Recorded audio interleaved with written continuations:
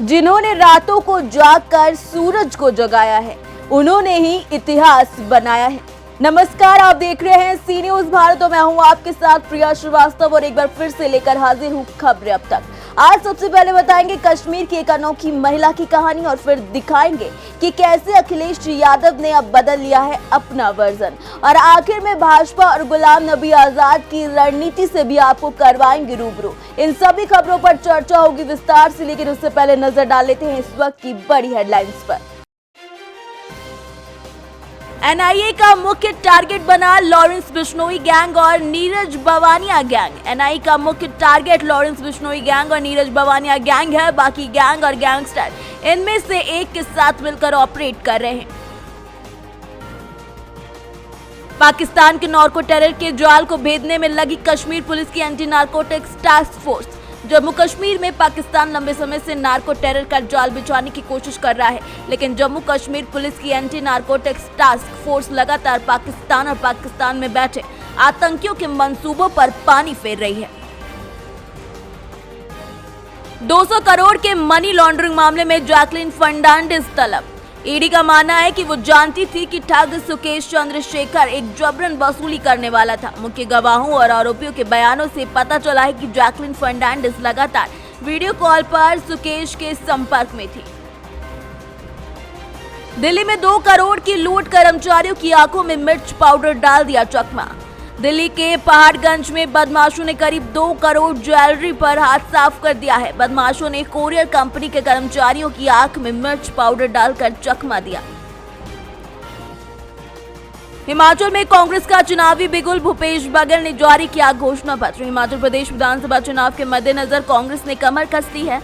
आज शिमला में हिमाचल प्रदेश विधानसभा चुनाव के वरिष्ठ पर्यवेक्षक और छत्तीसगढ़ के मुख्यमंत्री भूपेश बघेल ने घोषणा पत्र जारी किया। हेडलाइंस के बाद हम बढ़ते हैं हमारी वायरल वीडियो की तरफ। हर किसी को अपनी जिंदगी से कोई ना कोई शिकायत जरूर होती है। यहाँ तक कि कई लोगों को ऐसा लगता है कि जिंदगी ने सारी परेशानियां उन्हीं के हिस्से लिख दी हैं, जिससे वो बाहर नहीं निकल पा रहे। लेकिन सोशल मीडिया पर एक ऐसा वीडियो वायरल हो रहा है जिसे देखने के बाद आप जिंदगी से शिकायतें करना शायद बंद कर देंगे। आप भी देखिए ये वायरल वीडियो। हारेंगे नहीं दोस्त, 1000 बार टूटेंगे लेकिन फिर से जी उठेंगे। इस नाउम्मीदी भरी दुनिया में हम उम्मीद की लौ जिंदा रखेंगे। दिखाएंगे उस दुनिया को कि देख, हम जिद्दी लोग फिर से आ गए। देख ए दुनिया, हम जिद्दी लोग फिर से जमाने में छा गए। हारेंगे नहीं दोस्त, हारेंगे नहीं। ये इमोशनल वीडियो जिस बच्चे का है उसके दोनों हाथ नहीं है। बावजूद इसके इस बच्चे ने ना तो जिंदगी से कोई शिकायत की है और ना ही अपनी जिंदगी से हार मानी है। दोनों ना हाथ होने पर भी बच्चा रोज स्कूल जाता है, खुद से खाना खाता है और प्रेयर में भी शामिल होता है। तमाम परेशानियों के बाद भी ये हार मानने को तैयार नहीं है, और वाकई ये सब देखकर इस बच्चे के जज्बे को हमारा सलाम है। इसी के साथ हम बढ़ते हैं हमारी पहली खबर की ओर। महिलाओं के लिए आज दुनिया में कदम से कदम मिलाकर चलना कोई बड़ी बात नहीं है। बस उनको चाहिए तो एक जज्बा, और जब वो ये हौसला या जज्बा मिल जाता है तो वो कभी भी पीछे नहीं देखती हैं। वो औरत है, कमजोर होगी, ये परिभाषाएं अब बदल चुकी हैं। लोग मानते हैं कि लड़कियां तो कॉकरोच से भी डर जाती हैं, लेकिन क्या आपको पता है कि एक ऐसी महिला भी है हमारे पास जो कॉकरोच तो छोड़िए, सांप और भालुओं से भी नहीं डरती है। सांप को देखकर इंसान की सांस सूख जाती है, लेकिन वो महिला पल भर में उस सांप पर काबू पा सकती है। और सांप ही क्यों, वो सभी वन्य जीवों पर काबू पा सकती है। वो कौन है, देखिए हमारी इस खास रिपोर्ट में। कहानी एक कश्मीरी महिला की जो है सबसे अलग। सांप हो या भालू, काबू में कर लेती है ये कश्मीरी लड़की। मिली कश्मीर की पहली महिला वन्य जीव संरक्षक आलिया मीर से, जो सांप से लेकर तेंदुए तक की बचा रही हैं जान। वन्य जीव बचाव करता होना जितना रोमांचक काम लगता है, उतना ही जिम्मेदारी भरा भी है। इस बात को एक वन्य जीव संरक्षक और पर्यावरण प्रेमी से बेहतर भला कौन जान सकता है। कश्मीर में महिलाओं को अभी उतनी आजादी नहीं है जितना कि देश के अलग हिस्सों में है, लेकिन आज भी वहां बदलाव की बयार बहती नजर आती है।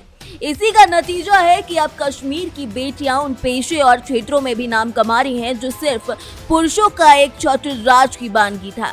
ऐसी एक शख्सियत है कश्मीर के श्रीनगर के SOS वाइल्ड लाइफ टीम से जुड़ी आलिया मीर। बीते 2 दशकों से वन्य जीव जंतुओं के पुनर्वास में जुटी 43 साल की आलिया कश्मीर की एकमात्र महिला वन्य जीव बचावकर्ता हैं। वो 2002 के इस क्षेत्र में सक्रिय हैं। यूं तो उन्हें बचपन से जीव जंतुओं के बारे में जिज्ञासा थी, लेकिन जीवन साथी के रूप में एक पशु चिकित्सक से शादी के बाद उन्होंने वन्य जीवों को बचाने में ही अपना करियर तलाशना शुरू कर दिया। श्रीनगर के वजीरबाग की रहने वाली मीर ने गणित में उच्च शिक्षा ली है। जानवरों के प्रति उनके मन में हमेशा से अच्छी भावना रही, लेकिन पढ़ाई के दौरान ज्यादा मदद करने का मौका नहीं मिला। पढ़ाई खत्म होते ही श्रीनगर के एक स्कूल में उन्होंने पढ़ाना शुरू कर दिया। मीर की शादी एक जानवरों के चिकित्सक के साथ हुई। इसके बाद उन्होंने संरक्षण की तरफ और भी रुझान पैदा किया और इस क्षेत्र में आगे बढ़ गई। आलिया अब तक सांपों, भालू, पक्षियों, कछुओं और तेंदुओं जैसी लुप्तप्राय प्रजातियों को बचा चुकी हैं। उन्हें क्षेत्र के पूर्व मुख्यमंत्रियों उमर अब्दुल्ला और महबूबा मुफ्ती के सरकारी आवासों से जहरीले सांपों को बचाने के लिए भी जाना जाता है। इस काम में मौजूद जोखिम और खतरों के बावजूद आलिया को अपने पेशे से प्यार है। मीर ने कुछ सालों पहले भालू के 2 नन्हे बच्चों को भी बचाया था, जो श्रीनगर बॉटनिकल गार्डन में अपनी मां से बिछड़ गए थे। मीर और उनकी टीम ने भालू की तलाश की और उनके बच्चों को उनसे मिलाने की नाकाम कोशिश भी की। तमाम कोशिशों के बावजूद भालू नहीं मिला तो मीर ने पहले भालू के बच्चों की आवाज रिकॉर्ड करके जंगल में जोर जोर से बजाया। हर कोशिश बाद नाकामी ही मिली तो बच्चों को दाजी गाम नेशनल पार्क में भेजा गया, जहां दूध पिलाकर बच्चों को आज बड़ा कर दिया गया है। देखा जाए तो ये काम कश्मीर के लिए और भी मुश्किल है, क्योंकि यहाँ ना तो मौसम साथ देता है और ना ही यहाँ की पहाड़ी धरती। इस काम के लिए यहाँ का तो राजनीतिक माहौल भी स्थिर नहीं रहता है। ऐसे में एक महिला के लिए इस तरीके का काम, वो भी कश्मीर की धरती पर रहकर करना आसान नहीं है। फिर भी आलिया मीर ने साबित कर दिया कि अगर मन में सच्ची शक्ति और एक लगन हो तो कोई भी चीज आपके काम में रोड़ा नहीं बन सकती है। देखा जाए तो वाकई आलिया मीर जैसी महिलाएं ये साबित कर देती हैं कि मन में अगर चाहे तो आसान हर राह है। वन्य जीव संरक्षण करना, वो भी कश्मीर जैसे राज्य में, ये अपने आप में बहुत बड़ी बात है। और आज आलिया मीर को देखकर कश्मीर की और महिलाएं भी घर से कदम बाहर निकाल रही हैं और अपनी मंजिल की तरफ बढ़ रही हैं। फिलहाल इसी के साथ हम बढ़ेंगे हमारी अगली खबर की ओर। उत्तर प्रदेश की सियासत में सपा भले ही 111 विधायकों के साथ मुख्य विपक्षी दल हो, लेकिन 2024 की चुनावी राह उसके लिए काफी मुश्किल भरी है। शिवपाल यादव से लेकर ओम प्रकाश राजभर तक अलग हो चुके हैं, तो आजमगढ़ और रामपुर सीटें भी हाथ से निकल चुकी हैं। इस बात को बखूबी समझते हुए सपा प्रमुख अखिलेश यादव ने 2024 के लिए अब अपनी राह और चाल और अंदाज सब कुछ बदल लिया है और अपने मोहरे और दाव भी कुछ बदल दिए हैं। बीजेपी के फॉर्मूले से बीजेपी को मात देने की अखिलेश यादव पूरी कोशिश कर रहे हैं। कैसे, देखिए हमारी इस खास रिपोर्ट में। अलग अंदाज में दिख रहे हैं अखिलेश यादव। आगामी चुनावों के लिए दिखा अखिलेश का नया वर्जन। बीजेपी के मॉडल पर ही बीजेपी को मात देने की हो रही है कोशिश। जानिए क्या है मिशन 2024 के लिए अखिलेश यादव का नया मेगा प्लान। 2024 के लोकसभा चुनाव के लिए भले ही करीब 20 महीनों का वक्त है, लेकिन बीजेपी के साथ साथ सपा ने अपनी तैयारियां शुरू कर दी हैं और अखिलेश यादव मिशन मोड में आ चुके हैं। बीजेपी के फॉर्मूले से बीजेपी को मात देने की कवायद में अखिलेश यादव इन दिनों जुट गए हैं। सहयोगियों के साथ छोड़ने और शिवपाल के बगावती तेवर के बाद अखिलेश यादव ने अपनी सियासी चाल बदल दी है। वो पहली बार बिना चुनाव के 3 दिनों तक लखनऊ के बाहर यूपी के दूसरे जिलों का दौरा करते रहे। इस दौरान विभिन्न जिलों में बीजेपी की खामियां गिनाते नजर आए, तो दूसरी तरफ अपनी सियासी ताकत की था भी ले रहे थे। बीजेपी ने मिशन 2024 के लिए यूपी में सीएम योगी से लेकर केशव मौर्य और ब्रजेश पाठक सहित सभी दिग्गज नेताओं को जिम्मा सौंप रखा है। पार्टी के ये सभी नेता जिले जिले दौरे करके माहौल बना रहे हैं। बीजेपी के इसी फॉर्मूले पर अब अखिलेश यादव भी चलने लगे हैं। सपा ने अपने विधायक और सांसदों सहित वरिष्ठ नेताओं को जिले स्तर पर प्रभार सौंप रखा है, जिनके कंधों पर पार्टी सदस्यता बढ़ाने को लेकर नगर निकाय चुनाव तक भार दे रखा है। पार्टी के ये सभी नेता अपने अपने क्षेत्र में डेरा जमा रखे हैं और सपा का कुनबा बढ़ाने में जुटे हैं। वहीं सीएम योगी की तर्ज पर अखिलेश यादव ने भी अपना यूपी भ्रमण शुरू कर दिया। कन्नौज और आजमगढ़ दौरे के बाद अखिलेश यादव 3 दिनों तक लखनऊ से बाहर पश्चिमी यूपी में सियासी था लेते नजर आए। पहले नोएडा, फिर मथुरा होते हुए उसके बाद औरैया पहुंचे, जहां वो चुनावी अंदाज में जनसभा को संबोधित करते नजर आए।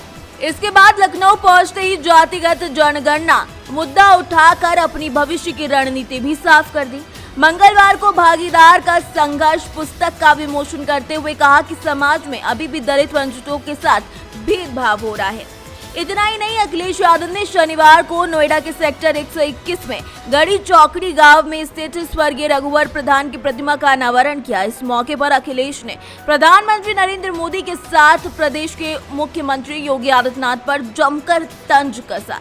इसके बाद रविवार को वो अपने कुल देवता भगवान श्री कृष्ण की नगरी मथुरा पहुंचे, जहां उन्होंने बांके बिहारी मंदिर सहित कई मंदिरों के दर्शन कर सियासी संदेश देने की कवायद की। दिलचस्प बात यह है कि अखिलेश यादव का लखनऊ से बाहर का दौरा उसी समय हुआ जब सीएम योगी पश्चिमी यूपी में थे। इस दौरान सीएम योगी ने मेरठ से लेकर गाजियाबाद और बुलंदशहर तक विकास की सौगात दी। इतना ही नहीं, बीजेपी ने प्रदेश अध्यक्ष भूपेंद्र सिंह चौधरी और महामंत्री संगठन धर्मपाल सिंह को नियुक्त किया। पार्टी के दोनों ही नेता पश्चिमी यूपी से हैं। वहीं अखिलेश यादव ने बीजेपी की सक्रियता को देखते हुए पश्चिमी यूपी में अपनी एक्टिवनेस बढ़ा दी। इसी कड़ी में उन्होंने पश्चिमी यूपी के नोएडा और मथुरा का दौरा किया। इसके बाद लखनऊ वापसी करके औरैया पहुंचे। इस दौरान अखिलेश यादव ने जमकर भाजपा पर हमले बोले हैं। उपचुनाव के बाद मायावती ने जिस तरीके से कहा था कि सपा के बस की बात नहीं है बीजेपी को हरा सके, तो बस अब अखिलेश यादव ने उसी बात को अपने जहन से लगा लिया है और उतर आए हैं मैदान में। वो वही काम कर रहे हैं जो काम भाजपा कर रही है, यानी कि देखा जाए तो भाजपा की ही तर्ज पर अब सपा भी आगे बढ़ रही है। लेकिन खास बात यह है कि भले ही अखिलेश यादव संगठन से लेकर समीकरण तक सब कुछ दुरुस्त करने में जुटे हैं, लेकिन हार से अखिलेश यादव ने अब तक सबक नहीं लिया है। 2022 के चुनाव में मिली हार पर जिन्हें जिम्मेदार ठहराया गया, उन पर अभी तक ना तो कोई कार्रवाई की गई और ना ही उन्हें पद से हटाया गया। अखिलेश यादव के सबसे करीब जिन नेताओं को माना जाता है, वो तमाम नेता अपने बूथ पर भी सपा को नहीं जुटा सके।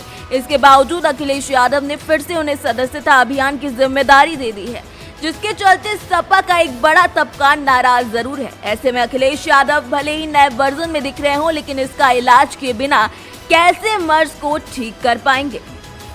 यानी कि देखा जाए तो 2024 के लोकसभा चुनाव को देखते हुए सपा प्रमुख अखिलेश यादव एक बार फिर से अपने सियासी आधार को बदलने के लिए सक्रिय हो गए हैं। लेकिन इस बार तेवर और अंदाज ही नहीं, रणनीति में भी बदलाव किया गया है। बीजेपी की तर्ज पर सपा ने मिशन 2024 का प्लान बनाया है, जिसे अमली जामा पहनाने के लिए अखिलेश यादव ने खुद मोर्चा संभाल लिया है। लेकिन ये दाव अखिलेश यादव के कितने काम आएंगे, ये देखना काफी दिलचस्प होगा। फिलहाल इसी के साथ हम रुक करेंगे हमारी अगली खबर का। गुलाम नबी आजाद के कांग्रेस से आजाद होने के बाद जम्मू कश्मीर का विधानसभा चुनाव काफी रोचक होने वाला है। एक तरफ जहां बीजेपी पूरे दमखम के साथ चुनावी मैदान में उतरने की तैयारी कर चुकी है, तो वहीं दूसरी ओर गुलाम नबी आजाद ने जब से अपनी नई पार्टी बनाने का ऐलान किया है, तभी से जम्मू कश्मीर कांग्रेस में बड़े बड़े नेताओं ने पार्टी से इस्तीफा देने में होड़ भी लगा ली है। जाहिर है कि कांग्रेस के लिए ये वक्त काफी मुश्किलों भरा है, तो वहीं बीजेपी के बारे में ये काफी जग जाहिर है कि बीजेपी हर वक्त चुनावी मूड में नजर आती है। एक के बाद एक कई राज्यों में चुनावों में मिली सफलता इस बात का जीता जागता उदाहरण भी है। और अब बीजेपी की नजर घाटी में होने वाले विधानसभा चुनाव पर है। इसके लिए अगर बीजेपी को गुलाम नबी से हाथ भी मिलाना पड़ा तो बीजेपी पीछे नहीं हटेगी। देखिए क्या है ये पूरा सियासी समीकरण इस खास रिपोर्ट में। जानिए कैसे जम्मू कश्मीर विधानसभा चुनाव में गुलाम नबी बनने जा रहे हैं किंग मेकर। देखिए बीजेपी से मिलकर पर्दे के पीछे से चुनाव में कैसे रोल निभाने वाले हैं गुलाम नबी आजाद। जानिए क्या होगी गुलाम नबी की चुनावी रणनीति, जिससे कांग्रेस को लगने वाला है बड़ा झटका। क्या घाटी की सत्ता में वापसी के लिए बीजेपी और गुलाम नबी आजाद के बीच हो चुकी है डील? कांग्रेस से बरसों पुराना रिश्ता तोड़कर वरिष्ठ नेता गुलाम नबी आजाद ने अपनी राहें कांग्रेस से अलग कर ली हैं और जम्मू कश्मीर की राजनीति में एक नई सियासी पारी की शुरुआत करने के लिए अपनी खुद की पार्टी बनाने का ऐलान कर दिया है। गुलाम नबी आजाद के साथ कई कांग्रेसी नेता के आने का भी सिलसिला शुरू हो चुका है। ऐसे में कांग्रेस की मुश्किलें कम होने की बजाय लगातार बढ़ती जा रही हैं। एक तरफ तो कांग्रेस इन दिनों अपने अध्यक्ष चुनाव के नाम को लेकर असमंजस की स्थिति में फंसी हुई है, तो वहीं दूसरी ओर पार्टी से नेताओं के जाने का सिलसिला थमने का नाम नहीं ले रहा है। इससे पार्टी की मुश्किलें और भी ज्यादा बढ़ गई हैं। अब बात करते हैं गुलाम नबी आजाद की, जिन्होंने कई वर्षों तक कांग्रेस का साथ दिया। उनके गांधी परिवार से काफी गहरे संबंध रहे, लेकिन कई मुद्दों को लेकर पार्टी से नाराज चल रहे गुलाम नबी आजाद ने एकाएक जब अपना इस्तीफा सोनिया गांधी के पास भेजा तो उनके इस फैसले से सभी को हैरानी हुई। लेकिन उनके इस्तीफे के बाद ये कयास लगाए जा रहे हैं कि जम्मू कश्मीर में आर्टिकल 370 खत्म होने के बाद अब वहाँ हो रहे विधानसभा चुनाव में उनकी सबसे बड़ी भूमिका देखने को मिलेगी, क्योंकि भले ही बीजेपी ये कहती रहे कि वो जम्मू कश्मीर में अपने दम पर चुनाव लड़ने जा रही है, लेकिन जम्मू कश्मीर के चुनाव में बीजेपी को एक ऐसा चेहरा चाहिए था जो पर्दे के सामने तो बीजेपी के साथ ना दिखाई दे, लेकिन पर्दे के पीछे रहकर वो बीजेपी को समर्थन करे। और अब जब गुलाम नबी आजाद ने अपनी नई पार्टी के गठन का ऐलान कर दिया है, तो ये कहा जाने लगा है कि बीजेपी को यहाँ होने वाले चुनाव में गुलाम नबी आजाद का पूरा समर्थन मिलने वाला है। गुलाम नबी आजाद की पहचान जम्मू कश्मीर के एक बड़े नेता के रूप में रही है और पहले वो जम्मू कश्मीर के मुख्यमंत्री भी रह चुके हैं और कांग्रेस के सबसे बड़े चेहरे के तौर पर जाने जाते थे। ऐसे में एक तरह उनके पार्टी छोड़ने से कांग्रेस को बड़ा झटका लगा है, तो उनकी नई पार्टी बनाने से बीजेपी को जम्मू कश्मीर में सत्ता में आने की उम्मीद दिख रही है। इसके पीछे एक बड़ी वजह है कि कश्मीर में स्थानीय पार्टियों का अलायंस पूरी तरीके से बिखर चुका है। ऐसे में सभी पार्टियों के अलग चुनाव लड़ने से बीजेपी को फायदा मिलने की आस है। चुनाव आयोग के नए परिसीमन के मुताबिक जम्मू कश्मीर में अब 90 सीटें हैं, जिसमें कश्मीर की 47 और जम्मू की 43 सीटें हैं। यहाँ के बदलते सियासी हालातों में गुलाम नबी आजाद के पास वैसे तो पीडीपी और नेशनल कॉन्फ्रेंस में जाने का असर था, लेकिन इससे उन्हें कुछ खास फायदा न मिलता। इसी वजह से उन्होंने नई राजनीतिक पार्टी बनाने का ऐलान कर दिया। अब वो जम्मू कश्मीर के पुरानी कांग्रेसी नेताओं को अपने साथ जोड़ने में लगे हैं, ताकि यहाँ की चुनावी पिच पर वो मजबूती से टिक सके। हालांकि बीजेपी और गुलाम नबी आजाद भी इस बात को अच्छी तरीके से समझते हैं कि अभी से अगर उनके ऊपर जम्मू कश्मीर में बीजेपी की बी पार्टी का टैग लग गया तो यहाँ के चुनावी जंग में सफल नहीं हो सकेंगे। बीजेपी को जम्मू कश्मीर में सत्ता में आने के लिए किसी पार्टी की जरूरत पड़ने वाली है, क्योंकि जम्मू में तो बीजेपी की स्थिति ठीक ठाक है, लेकिन कश्मीर में मुस्लिम वोटरों पर उनकी पकड़ कमजोर है। ऐसे में अगर गुलाम नबी की पार्टी यहाँ पर कुछ सीटें जीतने में भी कामयाब हुई तो बीजेपी इनके साथ हाथ मिलाने से पीछे नहीं हटेगी और गुलाम नबी आजाद यहाँ सियासत के किंग मेकर की भूमिका अदा करते दिखेंगे। तो देखा आपने कैसे गुलाम नबी आजाद जम्मू कश्मीर के चुनाव में किंग मेकर की भूमिका में नजर आ रहे हैं। पर्दे के पीछे रहकर वो यहाँ के चुनाव में बीजेपी को सपोर्ट करेंगे, नहीं तो आने वाला वक्त बताएगा। लेकिन पीएम मोदी और गुलाम नबी आजाद के बीच बड़ी नजदीकियां इस बात को पुख्ता करती हैं कि चुनाव के बाद अगर सरकार बनाने में बीजेपी कहीं से भी कमजोर पड़ती है तो गुलाम नबी बीजेपी को समर्थन देने में पीछे नहीं हटेंगे। तो ये तो थी खबरें अब तक की खास खबरें, लेकिन इन खबरों के अलावा एक और खबर यूपी में बुलडोजर बाबा की वापसी करवा चुकी है। जो लोग ये सोच रहे थे कि अब सीएम योगी का बुलडोजर गरजना बंद हो गया है, उनके लिए आज सीएम योगी ने एक बार फिर से बुलडोजर को सड़क पर उतार दिया। उत्तर प्रदेश की राजधानी लखनऊ में एक बार फिर से बुलडोजर एक्शन देखने को मिला। राजधानी लखनऊ के विक्रमादित्य मार्ग पर समाजवादी पार्टी के मुख्यालय के सामने झंडे बैनर के अवैध दुकानों पर जिला प्रशासन ने बुलडोजर चलवाकर अतिक्रमण हटवा दिया है। नगर निगम की इस कार्यवाही के बाद हड़कंप मच गया। बुलडोजर एक्शन के दौरान नगर निगम की टीम के साथ साथ पुलिस भी मौजूद थी। दरअसल सपा दफ्तर के सामने कई सालों से राजनीतिक पार्टियों के झंडे, स्टिकर और बैनर की दुकानें लगी हुई थी। अब नगर निगम की इस कार्यवाही के बाद दुकानदारों में भी रोष देखने को मिल रहा है। नगर निगम के इस बुलडोजर एक्शन के विरोध में तो एक महिला दुकानदार ने अपना सिर भी मुंडवा लिया और कहा कि जब तक उसे न्याय नहीं मिलता है वो अपने बाल नहीं रखेगी। लेकिन नगर निगम आयुक्त राजेश सिंह का कहना है कि पिछले 4 महीने से वो दुकानदारों को नोटिस दे चुके थे, उसके बावजूद दुकानदारों ने उनकी बात नहीं मानी, जिसके बाद ऐसी कार्यवाही की गई है। अब ये कार्यवाही कितनी सही और कितनी गलत है ये तो आने वाला वक्त ही बताएगा। लेकिन एक बार फिर से सीएम योगी ने बता दिया है कि यूपी में बुलडोजर गरजना बंद नहीं हुआ है। फिलहाल इसी के साथ मुझे दीजिए इजाजत और आप बने रहिए सी न्यूज़ भारत के साथ।